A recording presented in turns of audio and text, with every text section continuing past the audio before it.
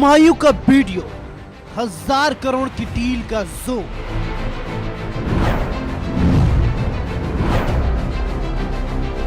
AIMIM ने गठबंधन तोड़ा, सियासत में मचा शोर।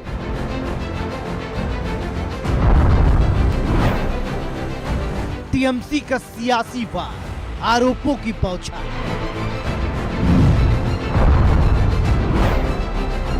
बीजेपी को दीदी ने घेरा, गरमाया चुनावी बाजार।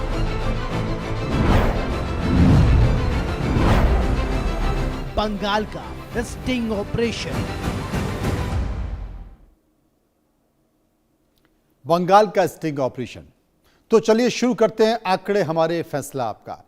टीएमसी से बाहर होने के बाद अपनी अलग राजनीतिक राह चुनने वाले हुमायूं कबीर ने न सिर्फ एक नई पार्टी बनाई बल्कि असुद्दीन ओवैसी के साथ मिलकर बंगाल के चुनाव में अपने खुद के कैंडिडेट भी खड़े किए और इस पूरी चुनावी लड़ाई को उन्होंने त्रिकोणीय बना दिया। इस गठबंधन को मुस्लिम वोटों के एक बड़े हिस्से पर असर डालने और सीधे तौर पर ममता बनर्जी के राजनीतिक आधार को चुनौती देने के रूप में देखा जा रहा था। लेकिन अब तस्वीर बदल चुकी है। एक कथित वायरल वीडियो सामने आने के बाद जिसमें हुमायूं कबीर के बारे में गंभीर राजनीतिक आरोप लगाए जा रहे हैं, इस पूरे गठबंधन पर ही सवाल उठने लगे। इसके बाद जो सबसे बड़ा राजनीतिक फैसला सामने आया है वो फैसला यह है कि एआईएमआईएम के नेता असुद्दीन ओवैसी ने तुरंत प्रभाव से, तत्काल प्रभाव से हुमायूं कबीर के साथ गठबंधन खत्म करने का ऐलान कर दिया है। पूरे घटनाक्रम ने बंगाल के चुनावी गणित को एक बार फिर पूरी तरह से बदल दिया है। जहां एक तरफ मुस्लिम वोटों के बंटवारे को लेकर सियासी रणनीति बनाई जा रही थी, वहीं अब यह माना जा रहा है कि वोटों का एक हिस्सा फिर से उसी दिशा में शिफ्ट हो सकता है, यानी कि टीएमसी की तरफ शिफ्ट हो सकता है। अब बड़ा सवाल क्या है? बड़ा सवाल यही है कि क्या इस विवाद ने, या यूं कहे कि हुमायूं कबीर के कथित स्टिंग ऑपरेशन ने बंगाल की चुनावी लड़ाई को टीएमसी के पक्ष में और मजबूत कर दिया है? क्या विपक्ष की रणनीति को बड़ा झटका लगा है? और क्या आने वाले दिनों में यह पूरा मामला चुनाव के नतीजों की दिशा बदल देगा? हम ये इसलिए कह रहे हैं क्योंकि जैसे ही यह स्टिंग ऑपरेशन सामने आया, हुमायूं कबीर का कथित स्टिंग ऑपरेशन सामने आया, एआईएमआईएम के नेता असुद्दीन ओवैसी ने तत्काल प्रभाव से गठबंधन तोड़ दिया हुमायूं कबीर के साथ। बंगाल में बवाल मचा हुआ है, सियासी घमासान मचा हुआ है। चुनाव के पहले यूं कह सकते हैं कि बंगाल में खेला हो गया। हुमायूं कबीर पर सौदेबाजी करने का इल्जाम लगा है। अब यह सच है, यह साजिश है, यह तो एजेंसी तय करे। सबसे पहले आपको दो बयान सुनवाते हैं और उसके बाद फिर आगे की चर्चा करते हैं। 19 दिसंबर का बात, मेरा फ्लैट है बहरमपुर में, उनके बैठे बात कर रहा। मैं कभी वो फ्लैट में रात्रिवास नहीं किया। मैं दिन में 10 बजे जा रही तो 4 बजे फिर मेरा असली घर वहाँ पर जा रही, 30 किलोमीटर। तो 8 बजे रात 8 बजे के बाद वो वीडियो बनाकर एआई बना के मेरा खिलाफ 8 अप्रैल एक ही यूट्यूबर चैनल उसी दिन ओपन हुआ और वो फर्स्ट एक वीडियो मेरे के लिए खास के लिए किया। इतना सारे आपको पत्रकार है, इतना सारा इलेक्ट्रॉनिक्स मीडिया है, कोई नहीं, कोई पता नहीं मिला। ये खास कर इनका जवाब मैं हाईकोर्ट में आज ही जाके शाम हाईकोर्ट में इनको खिलाफ मैं केस डालूंगी। इनको जवाब जुडिशियल से मिलेगी। आप ममता जी की क्षमताओं से अनजान हो। ममता जी ऐसे 2000 वीडियो बना सकती है। हुमायूं कबीर और Bharatiya Janata Party south pole north pole है, कभी हमारा मेल नहीं खा सकता। हम बाबरी मस्जिद बंगाल में बनाने के वाले के साथ बैठने से और 20 साल हम ऑपोजिशन में बैठना पसंद करेंगे। तो दोनों बयान आपने सुन लिए और इन बयानों की जो तासीर है, उसकी जो गर्मी है, उसका जो तापमान है, उसका अंदाज भी आप लगा सकते हैं। तो सबसे पहले बात कर लेते हैं कि बंगाल में बाबरी मस्जिद से चर्चा में आए हुमायूं कबीर की। जिनका एक स्टिंग, कथित स्टिंग ऑपरेशन वायरल हो रहा है। आखिर उस स्टिंग ऑपरेशन में है क्या? मैं आपको बताता हूं कि उस स्टिंग ऑपरेशन में क्या है। टीएमसी ने यह स्टिंग ऑपरेशन या यह वीडियो, कथित वीडियो जारी किया है। वीडियो में क्या हुआ है? वीडियो में हुमायूं कबीर बातचीत करते हुए दिख रहे हैं। उसमें वो 1000 करोड़ रुपए की डील सामने आने की बात कर रहे हैं। मुस्लिम वोटों को प्रभावित करने की चर्चा का उसमें दावा किया जा रहा है और बाबरी मस्जिद को लेकर भी इसमें बयान दिया गया है। मुस्लिम समाज पर उन्होंने विवादित टिप्पणी भी की है। टीएमसी ने बीजेपी से मिली भगत का यह आरोप लगा दिया है हुमायूं कबीर पर, और हुमायूं कबीर ने ये जो वीडियो आया है इस वीडियो को फर्जी बता दिया है और हुमायूं कबीर कह रहे हैं कि इस वीडियो को लेकर मैं कोर्ट जा रहा हूं, अदालत जा रहा हूं। अब हुआ क्या? जब यह स्टिंग ऑपरेशन सामने आया, इसमें हुमायूं कबीर 1000 करोड़ रुपए लेने की बात कर रहे थे। वो ये कह रहे थे कि बीजेपी के नेता मुझे 1000 करोड़ रुपए की देने की बात कर रहे हैं, और उसके बाद उन्होंने कहा कि मुस्लिम तो भोले वाले हैं, मैं जहां कहूंगा वो वोट दे दूंगा। इस तरह की बातें स्टिंग ऑपरेशन में करने का जिक्र किया जा रहा है। लेकिन हुआ क्या? हुआ ये कि हुमायूं कबीर और असदुद्दीन ओवैसी का जो गठबंधन था, वो दोनों का गठबंधन टूट गया, उनकी दोस्ती टूट गई और बंगाल की करीब 250 से ज्यादा सीटों पर दोनों मिलकर चुनाव लड़ने वाले थे। 280 के आसपास चुनाव लड़ने वाले थे। अब असदुद्दीन ओवैसी ने कहा कि भाई बुरे फंसे, भागो यहां से, वरना ऐसा ना हो कि मुस्लिम समाज में तो थोड़ा बहुत मान सम्मान बचा हुआ वो खत्म हो जाएगा। आखिर इस स्टिंग ऑपरेशन के सामने आने के बाद हुआ क्या क्या? किसी को नुकसान हुआ, किसी को फायदा हुआ। पहले हुमायूं कबीर का गठबंधन टूटा, फिर हुमायूं की पार्टी के बंगाल के अध्यक्ष खोयाएब अमीन ने भी अपने पद से इस्तीफा दे दिया, हुमायूं कबीर को भला बुरा कहते हुए। अब इससे ममता बनर्जी का जो वोट बैंक है वो और मजबूत हो गया। पश्चिम बंगाल में वोटिंग से पहले सियासी खलबली मची हुई है। एआईएमआईएम ने अचानक से हुमायूं कबीर से गठबंधन तोड़ा। कथित वायरल वीडियो को पूरा विवाद शुरू हो गया। वीडियो में पैसे और डील की बातें लग रही थी, ये आरोप लग रहे थे, इससे गठबंधन की छवि को नकारात्मक असर पड़ रहा था। इसलिए एमआईएम के जो नेता हैं उनकी विश्वसनीयता पर सवाल उठने लगे थे और वीडियो में कबीर हिंदू मुस्लिम ध्रुवीकरण करने की बात कर रहे थे। गठबंधन टूटने से हुमायूं कबीर अब कमजोर पड़ गया है, मुस्लिम वोट बैंक खिसक गया है, अविश्वास भी बढ़ गया है। इससे मुस्लिम वोट बैंक में बंटवारे की संभावना अब खत्म हो गई है, यानी कि टीएमसी मजबूत हो गई है। बंगाल के त्रिकोणीय जो चुनावी मुकाबला है, उस मुकाबले की संभावनाओं पर यूं कहें कि ग्रहण लग चुका है, गेम बदल चुका है। मुर्शिदाबाद और मालदा, जहां पर हुमायूं कबीर का अपना एक रसूख था, पकड़ थी, सालों से वहां पर वो चुनाव लड़ रहा था। इस स्टिंग ऑपरेशन के बाद, ओवैसी के साथ छोड़ने के बाद, सौदागर की छवि का आरोप लगने के बाद अब हुमायूं की ताकत खत्म हो गई। अल्पसंख्यक राजनीति का बड़ा चेहरा हुमायूं कबीर, बंगाल के मुर्शिदाबाद का कद्दावर नेता, बूथ स्तर के संगठन का तजुर्बा, ग्रामीण मतदाताओं पर सीधी पकड़। हुमायूं की जो आक्रामक और निडर छवि थी, बेबाक छवि थी, इसके लिए मशहूर था। और वो बाबरी मस्जिद का मुद्दा जो खत्म हो चुका था, उस बाबरी मस्जिद के मुद्दे को जिंदा किया। मुर्शिदाबाद में बाबरी मस्जिद का शिलान्यास किया, वहां पर लाखों लोगों को इकट्ठा किया, उनसे चंदा लिया और एक बड़ा मुद्दा बनाने की कोशिश की, और वो भी टाइम फिस हो गया। अब क्या होगा? अब यह तो बात हो गई हुमायूं कबीर की, लेकिन बात करते हैं ममता बनर्जी की कि आखिर इनके गठबंधन के टूटने से ममता दीदी को कैसे फायदा मिलेगा, यह समझ लेते हैं। वोटिंग से पहले गठबंधन टूटने से सियासी फायदा हो रहा है। बंगाल में करीब 30% मुस्लिम वोटर हैं, अब उनके बंटने का खतरा कम हो गया है। टीएमसी को वोट बंटने का डर था, जो कम हो गया है। ओवैसी और हुमायूं के अलग होने से विपक्ष कमजोर हो गया है और गठबंधन से 5 से 10% मुस्लिम वोट कट सकते थे टीएमसी के, अब वो कटते हुए नजर नहीं आएंगे। अब मुस्लिम ज्यादा एकजुट होकर ममता के संग जा सकते हैं। उल्टा असर हो सकता है, पहले कुछ वोट कटकर बीजेपी को फायदा मिलता और हुमायूं की छवि को नुकसान अब इससे हो गया है और समर्थन भी घट गया है। यह बड़ा समीकरण, वोट बैंक के समीकरण को समझिए। बंगाल में जो वोट बैंक है उसका समीकरण समझिए। बीजेपी और टीएमसी को कितने प्रतिशत मुस्लिम और हिंदुओं ने वोट दिए, यह जानना जरूरी है। वोटों का जो आंकड़ा है 2021 के विधानसभा चुनाव की अगर बात करें तो कुल वोट 6.0 करोड़ यानी कि 6 करोड़ 40 लाख। टीएमसी को कितने मिले? टीएमसी को 2 करोड़ 90 लाख वोट मिले, यानी कि उनका वोट परसेंटेज था 48.02। और बीजेपी को मिले 2 करोड़ 29 लाख और बीजेपी का वोट परसेंटेज था 38.15। हिंदू वोट, टीएमसी को 39% हिंदू वोट मिले और बीजेपी को 50% हिंदू वोट मिले।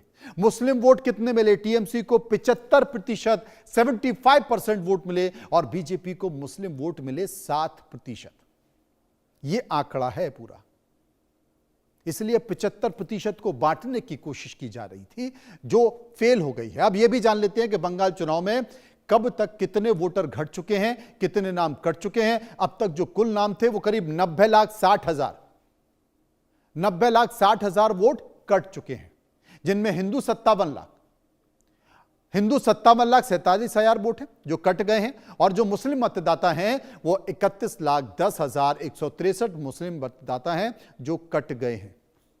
अन्य 2,04,000 हैं 738 के आसपास नाम कटे हैं। यह एक समीकरण है जो वोट बैंक का। बंगाल में कितनी मुस्लिम आबादी किस जिले में है इसको आप समझिए। उसके बाद असदुद्दीन ओवैसी और हुमायूं कबीर का खेल समझ जाएंगे कि बंगाल में अगर असदुद्दीन ओवैसी और हुमायूं कबीर खेल रहे थे तो उस खेल के पीछे क्या है, किस जिले में कितने मुस्लिम मतदाता हैं और कितना वो असर डाल सकते हैं। इससे आप अपने आप अंदाजा लगा सकते हैं। मैं आपको मैप के जरिए दिखाता हूं कि किस जिले में कितने मुस्लिम मतदाता थे। हम ऊपर से चलते हैं, यहां से चलते हैं मुर्शिदाबाद। ये गढ़ है हुमायूं कबीर का मुर्शिदाबाद। यहीं पर बाबरी मस्जिद बनाने के लिए हुमायूं कबीर ने शिलान्यास किया। 2 लाख मुस्लिमों को जोड़ा, भारी भरकम करोड़ों रुपए का चंदा मिला और उसके बाद बंगाल में माहौल बन गया। मुर्शिदाबाद, मालदा, मुस्लिम 66%, मालदा में 51%, उत्तर दिनाजपुर में 49%, जलपाईगुड़ी में 20%, वर्धमान में 14 से 18%, वीरभूमि में 37%, हुमली में 15%, नादिया में 27%, कोलकाता में 21%, दक्षिण 24 परगना 35%, हावड़ा में 26%, उत्तर 24 परगना में 25%। ये मुस्लिम जिले हैं। ये तमाम ऐसे जिले हैं जहां पर मुस्लिम आबादी सबसे ज्यादा है। पिछली बार 20 सीटें यहां से मिली थी, सबसे ज्यादा सीटें कोई कल्पना नहीं कर सकता। एक नजर बीएमसी और टीएमसी की राजनीति को समझ लेते हैं। बीजेपी और टीएमसी की राजनीति को समझेंगे तो आपको समझ में आएगा कि टीएमसी यानी कि 2011 में लेफ्ट का 34 साल पुराना किला ममता बनर्जी ने तोड़ा। लगातार 3 बार वो मुख्यमंत्री बनी, 2011, 2016, 2021 और 16 और 21 में भारी बहुमत के साथ सत्ता में बरकरार रही। वोट परसेंटेज, उनका वोट शेयर लगभग 39 से 48% रहा इन 2 सालों में। पहले 39 और उसके बाद और बढ़ गया, 48% पहुंच गया। बीजेपी 2011 में लगभग 0 थी बंगाल में। 2016 में एंट्री हुई, 3 सीटें जीती। धीरे धीरे बीजेपी आगे बढ़ी, 2021 में 77 सीटों पर पहुंची, लेकिन सत्ता में नहीं पहुंच पाई। मुख्य विपक्षी पार्टी के तौर पर रही। वोट परसेंटेज रहा लगभग 4% से लेकर 38%। पहले 4 था और बढ़कर 38% पहुंच गया। अब लड़ाई सत्ता में आने की है। इसी को लेकर हमने कुछ सवाल तैयार किए। हम जनता के बीच गए, जनता के बीच जाकर सवाल पूछे, लोगों ने उस पर अपनी राय दी है। जो सवाल पूछा उनमें पहला सवाल कि क्या एआईएमआईएम का गठबंधन टूटने से ममता बनर्जी को फायदा होगा? लोगों की राय निकल कर क्या आई, मैं आपको बता देता हूं। 38% लोगों ने कहा, 38% लोगों ने कहा हां ममता बनर्जी को काफी हद तक फायदा होगा। 28% लोगों ने कहा कोई फायदा नहीं होगा। 26% लोगों ने कहा थोड़ा बहुत फायदा होगा और 8% लोग इस पर कुछ भी कहना नहीं चाहते। सर्वे का एक और सवाल कि क्या बंगाल चुनाव में मुस्लिम वोट तृणमूल कांग्रेस के पक्ष में एकजुट होंगे? लोगों की राय जो निकल कर आई, 40% लोगों ने कहा हां पूरी तरह से एकजुट होंगे।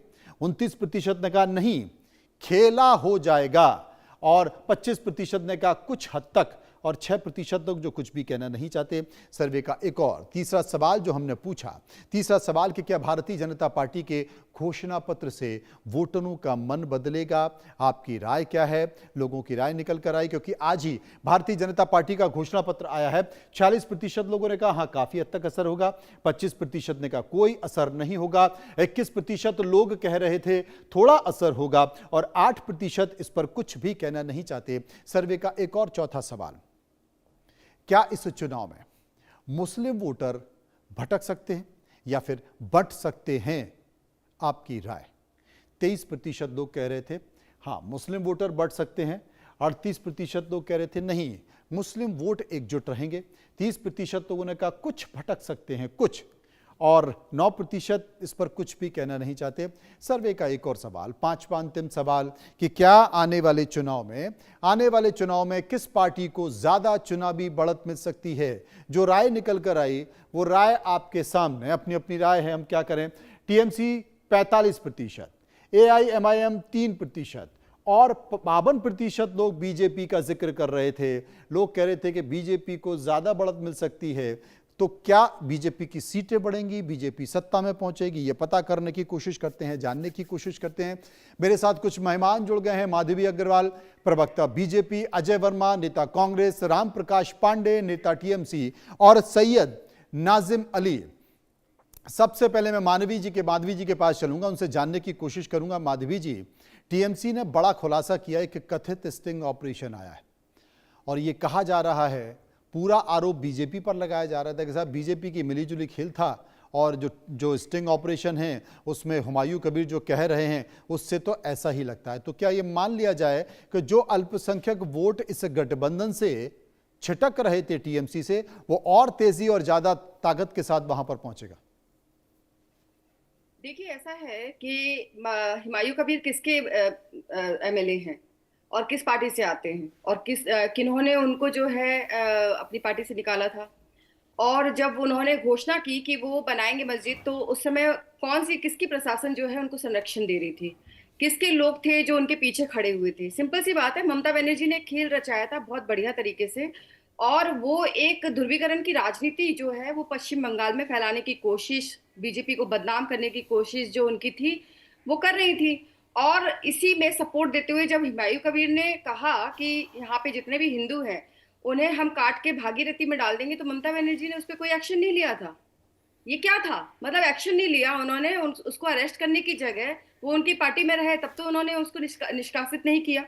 लेकिन इसके बाद जब उन्होंने बाबरी मस्जिद बनाने के लिए बोला, तो ये पूरा षड्यंत्र जो देखिए चुनाव के पहले एक एक तरीके से जो है वो एक सिस्टमैटिक तरीके से पूरा गणित किया गया, उसको बनाया गया और उसको बना के लोगों के सामने एक ऐसी छवि, एक ऐसा सिनेरियो बनाने की कोशिश की, ऐसा नैरेटिव सेट करने की कोशिश की कि देखो ये यहाँ पे जो है ध्रुवीकरण हो रहा है, उसमें पीछे बीजेपी है। तो ऐसे वीडियो जो है वो उन्हीं के द्वारा निर्धारित है। इन्होंने इसी तरीके का वीडियो संदेश खाली के ऊपर भी बनाया था। संदेश खाली में जहां हजारों महिलाओं ने आकर कहा था कि सालों से उनके साथ में जो है शोषण हो रहा है, और उसके बाद क्या हुआ था, एक छोटा सा वीडियो आ गया जिसमें किसी ने कह दिया कि 2000 रुपए दिए हैं, और पूरी जितना भी उनके साथ में शोषण हुआ था, जितना भी महिलाओं के ऊपर में जितनी भी समस्याएं चल रही थी, महिलाओं ने जितनी शिकायतें की थी, उन सभी चीजों को पानी से धो दिया और कोशिश की ये दिखाने की कि बीजेपी ये सारा माहौल बनाने की कोशिश कर रही। तो ये नया नहीं है। पश्चिम बंगाल में जिस तरीके की राजनीति होती है, वो राजनीति बताती है कि यहाँ पे रक्त रंजित राजनीति के साथ में षड्यंत्रकारी राजनीति भी जो है उसमें भी अव्वल दर्जे पर है टीएमसी। अजय वर्मा मेरे साथ मौजूद हैं। अजय जी, आपकी प्रतिक्रिया, माधवी जी ने जो कहा निश्चित तौर पर आपने सुन लिया होगा। देखिए, माधवी जी, अच्छी बात है, अच्छे प्रवक्ता को अपनी पार्टी की मजबूती से पक्ष रखना चाहिए और अच्छी नेता की, कार्यकर्ता की, उसकी अच्छी चीजें हैं। लेकिन जो आईना सच दिखाता है, देखिए अक्स तो जैसा है वैसा ही नजर आएगा, आप आईना बदलते हैं जो हकीकत है। मैंने आपको अभी 4 दिन पहले आपके चैनल पे कहा था, ऑपरेशन M8 यानी जो भारतीय जनता पार्टी का प्रायोजित कार्यक्रम रहता है हिंदुस्तान में टॉप प्रायोरिटी पर, लोटस। अब लोटस बदल के अपग्रेड हो गया है, एआई का जमाना है, वो हो गया है ऑपरेशन एमेटस, एम मीन्स नंबर 1 और ए मीन्स नंबर 2, तो एमेटस, ऑपरेशन एमेटस में इनके पास पैसा तो इतना है, पूरा देश जानता है कि वो कुछ भी कर सकते हैं। और हुमायूं एक बात बताइए, आप एंकर हैं मनोज जी, और आपके जो चेयरमैन है मालिक हैं शर्मा जी एमपी साहब, क्या वो आपको हेलीकॉप्टर दे देंगे कि आप जाइए मेरे नाम से? अगर या तो आप भी उसी लेवल पे अगर होते कि वो आप एडिटर होते, कुछ होते या इस लेवल पे होते, तो हेलीकॉप्टर दे दी। हुमायूं कबीर सिंपली एक बीजेपी में पहले नेता था, बाद में टीएमसी में आया, फिर विधायक बन गया, वो हेलीकॉप्टर से घूम रहा है। उससे पूछा कभी इसी ईडी ने, सीबीआई ने, इसी ने कि आपको पैसा कहां से आ रहा है, सोर्स क्या है, सिस्टम क्या है, बता दीजिए। एक नंबर बात, पहला सवाल ये जनता पूछ रही है, देश पूछ रहा है। दूसरा सवाल, जो 1000 करोड़ रुपए का वो वीडियो घूम रहा है कि सब पैसा मिलेगा, आप यहाँ जाइए वहां जाइए, दूसरा सवाल जनता पूछ रही है। मैं नहीं कह रहा, जनता ये सवाल है और जनता पूछ, आदमी तो ये कोशिश करता है कि झूठ बोल दो सच बोल दो। चूंकि हेमंत विश्व शर्मा के ऊपर आपने देखा, ED, CBI, IT, income tax ना 52,000 करोड़ पे कोई सवाल कर रही है, ना 3 पासपोर्ट पे कर रही है, ना उसके भाषा शैली पर कर रही है, क्योंकि सरकार का पक्ष है, एपेटस के पार्ट है। पानी घोटाले में बचे, उनका नाम शुद्धिकरण में आ गया था, वो मोदी नामक शुद्धि मशीन में शुद्धिकरण होकर शुद्ध होकर बिल्कुल साफ सुथरे हो गए। ऐसे ही बंगाल का चुनाव है।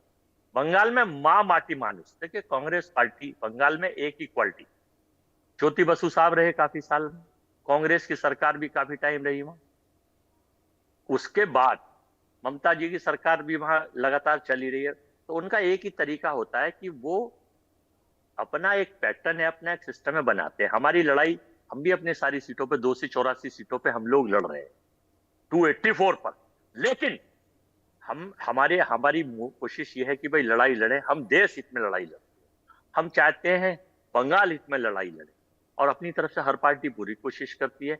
लेकिन घुसपैठिए का एक मुद्दा में चौथा सवाल पूछना चाहता था। घुसपैठिए, देश की सरकार, गृह मंत्रालय के अंदर ये डिपार्टमेंट आता है, होम अफेयर्स, अभी इन्होंने सारी सशस्त्र सेनाओं के खिलाफ एक बिल लाके उनका हाल बुरा कर दिया। उनके बच्चे इंडिया गेट पे बैठे थे, तो ना ये पब्लिक के सगे हैं, उन्हें लाइन में लगवा देते हैं, कभी नोटबंदी की लाइन, फिर कोविड की लाइन, फिर जीएसटी की लाइन, अब गैस लाइनों में लग रही है दुनिया। ना ये सरकार आर्मी की सगी है, उनके हकों को मारती है, ना ये व्यापारियों की सगी है, उनको 5 किलो अनाज पे असर कर देती है। हाँ, अगर सगी है तो केवल अडानी साहब के लिए सगी है और अपने 4 औद्योगिक मित्रों के लिए सगी है, या ट्रंप साहब के लिए सगी है, बस, और किसी के लिए नहीं है। राम प्रकाश पांडे जी मेरे साथ मौजूद हैं। ठीक है राम प्रकाश जी, एक बार उनकी भी प्रतिक्रिया ले लेते हैं, एक बार उनकी भी प्रतिक्रिया आपके पास फिर से आता हूँ। Ram Prakash Pandey 10 second finally. अच्छा ठीक है, फाइनली अभी सेमीफाइनल चल रहा था, फाइनल, हाँ 10 सेकंड। बंगाल का जो दर्शक है, बंगाल की जो टीम है, वहां इंडिया गठबंधन की सरकार बनने जा रही है, दैट्स ऑल। और 5 स्टेटों में, आसाम अब इनसे और छिन गया, केरला में सरकार हमारी, आसाम में हमारी, अरे तो परिणाम तो आने दीजिए, की इंडिया गठबंधन का चुनाव के परिणाम तो आने दीजिए सर। मुझे मैं ईवीएम तो हूं नहीं, मैं गणेश कुमार तो हूं नहीं कि पहले ही घुस जाता हूं, लेकिन मेरे पास माँ काली की शक्ति है। माँ काली रात मेरे ख्वाब में आई थी, वो बता रही थी कि मैं निशाचरों का रक्त पी जाऊंगी बंगाल में, लेकिन निशाचरों को नहीं आने दूंगी। राम प्रकाश पांडे, राम प्रकाश जी आपकी राय। देखिए अजय जी, जब दूध का दूध पानी का पानी सामने आ गया तो बीजेपी बौखलाने लगी, ठीक है, और जनता के सामने समक्ष आ गया कि हुमायूं कबीर को जेट सिक्योरिटी देने वाले वो ममता बनर्जी के पास जेट सिक्योरिटी नहीं है, इनके पास है। माधवी जी जो बोल रही थी, तो जेट सिक्योरिटी क्यों दिए थे, ये हम इनसे पूछना चाहते हैं। कि मुस्लिम वोट का बांटे और सोच लिए थे कि एन प्रकरण हम जीतेंगे, तो पश्चिम बंगाल की जनता ने वो दिखा दिया, और उत्तर टीएमसी इस चीज में तत्पर है, और इन्होंने भी मान लिया कि हमारी सोशल मीडिया इस चीज में पकड़ने में एक्टिव है। तो इस तरह से काम हमारे पश्चिम बंगाल में करेंगे तो यह कभी पार नहीं पाएंगे, कि पश्चिम बंगाल आज जो सोचता है वो पूरा भारत को 3 दिन बाद सोचता है। ये सदियों से होता आया है। और पश्चिम बंगाल को जिस तरह से पश्चिम बंगाल के महान पुरुषों को लेकर इन्होंने जिस तरह का आपत्तिजनक टिप्पणियां की हैं, राजा राम मोहन जी को अंग्रेजों का दलाल बोला है, वो जनता पूछ रही है इनसे, तो इनकी सोचों को बदलते हुए नजर नहीं आ रहा है। तो इसलिए इनकी धरातल पर जमीन हिली हुई है, और यहां तक कि इन्हें डर इतना समा गया है कि 29 में भी इनको विदाई देने के लिए पश्चिम बंगाल से ही चालू। जैसे भारत को आजाद करने के लिए पश्चिम बंगाल ने शुरुआत की थी, तो पश्चिम बंगाल से ही 26 के इलेक्शन के बाद 29 में इनको विदाई देने के लिए बात करेंगे, क्योंकि इन्हें याद दिला देते हैं 2019 में इसी हुमायूं कबीर को ये सांसद लोकसभा का टिकट दे रहे थे, और अमित शाह जी आज बोल रहे हैं कि उनके साथ हम बैठेंगे, नहीं तो टिकट कैसे दिए थे, मैं पूछता हूं, हार भले गए थे। तो ये सैयद नाजिम अली, तिगड़मबाजी वो मैं माधवी जी से पूछ लूंगा। सैयद नाजिम अली मेरे साथ मौजूद हैं। सैयद साहब, बहुत अच्छा खेल रहे थे अभी तक, जो असुद्दीन ओवैसी हैं वो बहुत अच्छा खेल रहे थे, लेकिन यहां पर गुगली आ गई है। देखिए, बैरिस्टर असदुद्दीन ओवैसी साहब की अगर बात करें तो देखिए, वो एक शिक्षित व्यक्ति है, बैरिस्टर है, और वो कम से कम जो है ये जानते हैं कि हमें क्या करना है, और हमारा करना क्या है कि हम चाहते हैं कि कमजोर वर्ग ताकत में आए। अब उनकी भी बातें हों, उनको भी न्याय मिले, उनके साथ भी इंसाफ हो।